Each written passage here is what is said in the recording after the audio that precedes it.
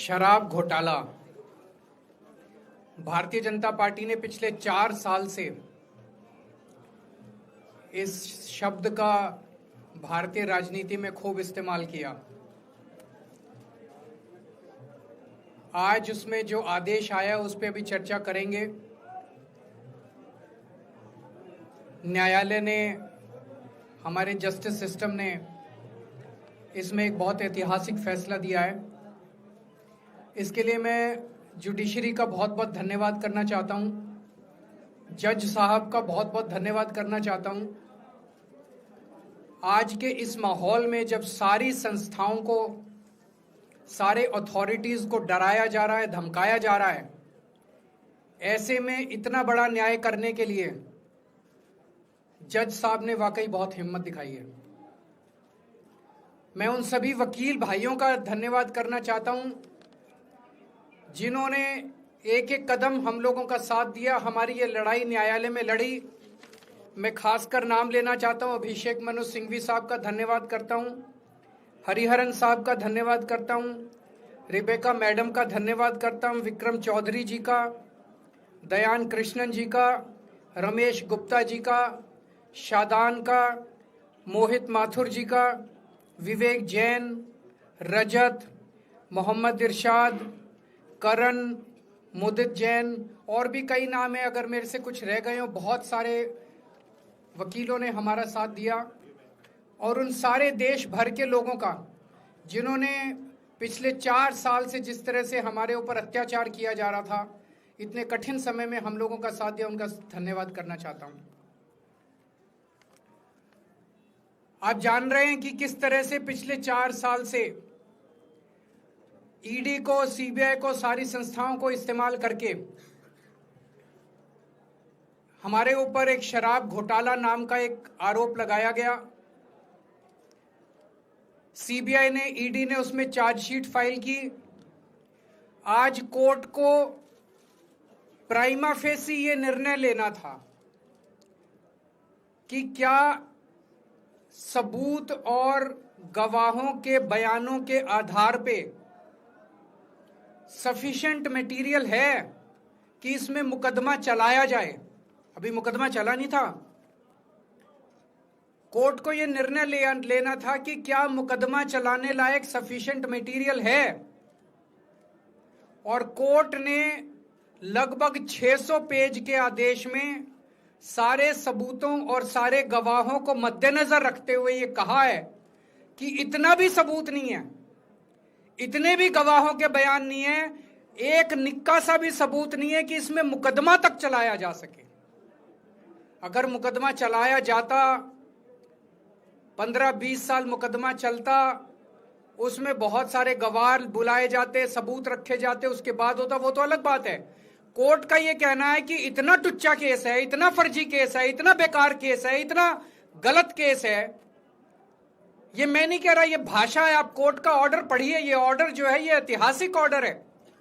Court ने कहा है कि इतना फर्जी केस है, इतना फर्जी केस है, एक भी सबूत नहीं है, एक भी गवाह नहीं है कि इसमें मुकदमा भी नहीं चलाया जा सकता। ये पूरा षड्यंत्र किसने रचा, क्यों रचा? ये पूरा षड्यंत्र 2 लोगों ने मिलकर रचा, नरेंद्र मोदी जी और अमित शाह जी। और आज उन दोनों को पूरे देश से माफी मांगनी चाहिए। उन दोनों ने मिलकर षड्यंत्र रचा कि आम आदमी पार्टी को खत्म किया जाए, आम आदमी पार्टी को बर्बाद किया जाए, और उस षड्यंत्र के तहत आजाद भारत का सबसे बड़ा और सबसे घिनौना षड्यंत्र रचा उन लोगों ने। वो देख रहे थे कि दिल्ली में वो हमें नहीं हरा सकते। वो देख रहे थे कि दिल्ली की जनता हमारे कामों से बहुत खुश है। वो देख रहे थे दिल्ली में कामों की राजनीति के आधार पे वो कहीं खड़े नहीं होते, तो उन्होंने एक षड्यंत्र रचा। जनता जानती है कि केजरीवाल ईमानदार, उन्होंने कहा केजरीवाल की ईमानदारी पे चोट करो। जनता जानती है कि आम आदमी पार्टी ईमानदारी, उन्होंने कहा आम आदमी पार्टी की ईमानदारी पे चोट करो। उन्होंने आम आदमी पार्टी को खत्म करने के लिए षड्यंत्र रचा और बोले केजरीवाल बेईमान है, केजरीवाल बेईमान है, केजरीवाल बेईमान है, केजरीवाल ने शराब घोटाला किया, केजरीवाल पैसे खा गया, केजरीवाल ने 100 करोड़ रुपए खा लिए। मैंने जिंदगी में केवल ईमानदारी कमाई है। मैंने जिंदगी में केवल इज्जत कमाई है, एक नया पैसा नहीं कमाया मैंने अपनी जिंदगी में। इन लोगों की तरह नहीं हूं मैं। मैंने जिंदगी में एक नया पैसा नहीं कमाया, केवल ईमानदारी कमाई है। और ये उस ईमानदारी के ऊपर चोट करना चाहते थे, उसके लिए इन्होंने षड्यंत्र रचा था। आज कोर्ट के ऑर्डर के बाद यह साबित हो गया देश के सामने, केजरीवाल कट्टर ईमानदार है, मनीष सिसोदिया कट्टर ईमानदार है, संजय सिंह कट्टर ईमानदार है, दुर्गेश कट्टर ईमानदार है, आम आदमी पार्टी कट्टर ईमानदारी है। हम नहीं कह रही है, कोर्ट ने सारे देश के सामने बोला है। कई लोग ये कहते हैं जेल से आने के बाद केजरीवाल चुप क्यों हो गया, केजरीवाल गायब हो गया, केजरीवाल कहां गया। मैं कोई नेता नहीं हूं, मैं कोई पॉलिटिशियन नहीं हूं। पॉलिटिशियन को फर्क नहीं पड़ता, उनको 4 गाली दे दो, मोटी चमड़ी होती है उनकी। मैंने जिंदगी में केवल ईमानदारी कमाई है। मेरे को जब कोई बेईमान बोलता है मुझे फर्क पड़ता है। मेरे को जब जेल भेजा जाता है, मेरे परिवार के ऊपर ताने मारे जाते हैं, मेरे को फर्क पड़ता है। केजरीवाल को फर्क पड़ता है। इसलिए मैंने तय किया था कि जब सारे देश के सामने मैं निर्दोष साबित हो जाऊंगा तब तक मैं चुप रहूंगा। आज मेरे दिल से बहुत बड़ा बोझ उतर गया। मैं मोदी जी को कहना चाहता हूं, मोदी जी आपने हमारे ऊपर इतने केस कर लिए, आपने ईडी छोड़ दी, आपने सीबीआई छोड़ दी, आपने पुलिस छोड़ दी, आपने इनकम टैक्स छोड़ दिया हमारे पीछे, आपने जेल भेज दिया हमारे 5 सबसे बड़े नेताओं को। आम आदमी पर एक समय ऐसा था जब आम आदमी पार्टी के सबसे टॉप के 5 नेता जेल में थे एक साथ। उसके बाद भी केजरीवाल का कुछ नहीं बिगाड़ सके। अब तो एक ही तरीका बचा है मोदी जी केजरीवाल से निपटने का, केजरीवाल का कत्ल करवाना पड़ेगा, केजरीवाल की हत्या करवानी पड़ेगी। उसके अलावा अब केजरीवाल आपसे संभलने वाला नहीं है। अब आपके बस का नहीं है केजरीवाल, आपने सब कुछ करके देख लिया, अब केजरीवाल का कत्ल ही करवाना पड़ेगा। और एक तरीका है, मैं पहले भी बोल चुका, लेकिन वो मोदी जी के बस का नहीं है।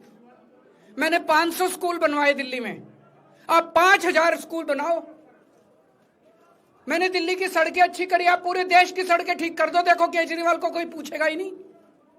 केजरीवाल ने 200 मोहल्ला क्लिनिक बनाए, आप 20,000 मोहल्ला क्लिनिक बनाओ। आप तो देश के प्रधानमंत्री हो, अरे अच्छे काम करो ना। वो नहीं होता मोदी जी से, वो मोदी जी से नहीं होता।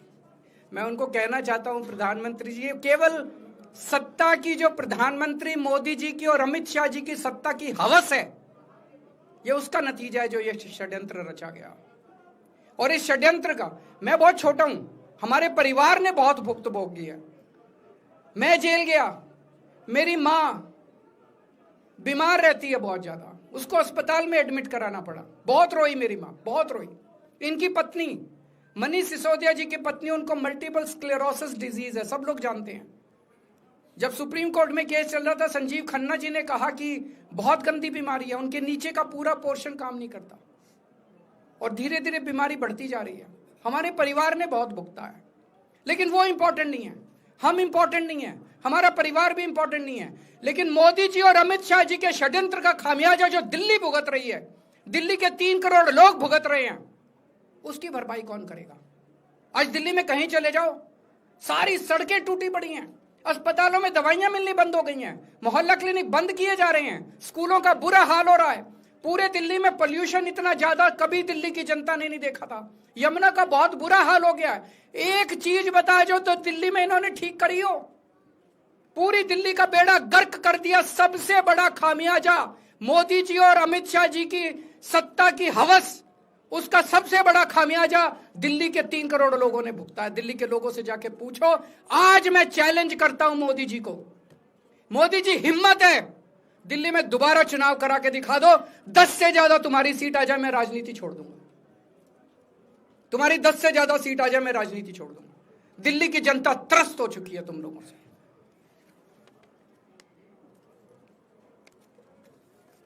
मैं मोदी जी को कहना चाहता हूं, अगर आपने सत्ता हासिल करनी है, कुछ पॉजिटिव काम करके सत्ता हासिल करो। आज देश के सामने इतनी बड़ी बड़ी समस्याएं हैं। आज देश का युवा दुखी है, देश का व्यापारी दुखी है, देश का उद्योगपति दुखी है। आज अमेरिका हमें आंखें दिखा रहा है।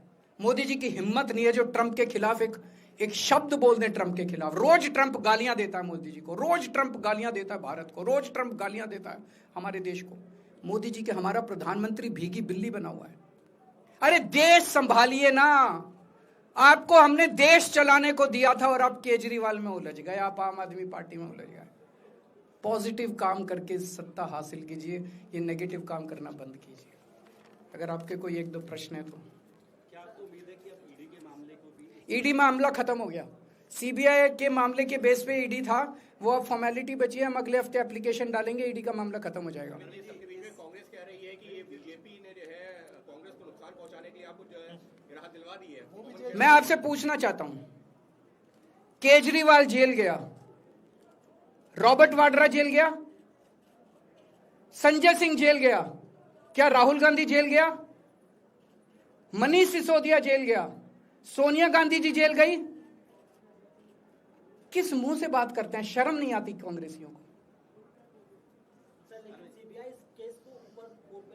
ले जाए, वो तो ले जाए, उनका हक है। सुप्रीम कोर्ट भी जाएंगे, हाई कोर्ट भी जाएंगे। जैसे निचली कोर्ट में न्याय हुआ, ऐसे ऊपरी कोर्ट में भी न्याय हुआ। जब कोई सबूत है ही नहीं, जब कोई गवाह है ही नहीं, तो ऊपर के कोर्ट में भी कहां से लाएंगे सबूत, कहां से लाएंगे गवाह? आज कोई छोटा मोटा उन्होंने डिस्चार्ज कर दिया है हमें, उन्होंने कहा है कोई आरोप ही नहीं बनता। इसके अलावा जो इन्वेस्टिगेटिंग ऑफिसर है, इन्वेस्टिगेटिंग ऑफिसर सीबीआई के ऊपर उन्होंने, कोर्ट ने टिप्पणी की है कि सीबीआई अपने दोषी अधिकारियों के खिलाफ डिसिप्लिनरी एक्शन, कभी ऐसा ऑर्डर देखा है? इसका मतलब कितना फर्जी मुकदमा था कि सीबीआई के अफसरों के खिलाफ डिसिप्लिनरी एक्शन लिया जाएगा। आप कुछ कहना चाहते हैं? सर, बीजेपी के आपके